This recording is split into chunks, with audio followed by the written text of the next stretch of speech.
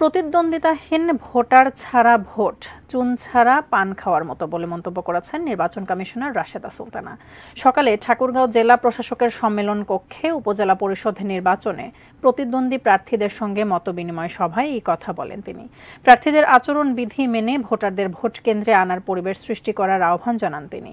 অবাধ, সুষ্ঠু, নিরপেক্ষ নির্বাচন উপহার দিতে আইনশৃঙ্খলা বাহিনীর সদস্যদের প্রার্থীদের সমান চোখে দেখার নির্দেশনাও দেন তিনি। সেই সঙ্গে সংবাদ মাধ্যমকে বস্তুনিষ্ঠ সংবাদ পরিবেশনের আহ্বান জানান ইসি রাশেদা সুলতানা। প্রতিদ্বন্দ্বিতাবিহীন ভোট এটা যে অনেকটা চুন ছাড়া পানের মতো। এই জন্য আপনাদের উপস্থিতিটাও আপনাদের এখানে সরব প্রতিদ্বন্দ্বিতা যেরকম দরকার, ঠিক ভোটারদের উপস্থিতি, ভোটারদের আনা, তাদের ভোটাধিকারটা প্রয়োগ করার পরিবেশ দেওয়া, এটাও কিন্তু অত্যন্ত জরুরি এবং এটা আপনাদের সবার সহযোগিতা ছাড়া কিন্তু নির্বাচন কমিশন একা পারবে না।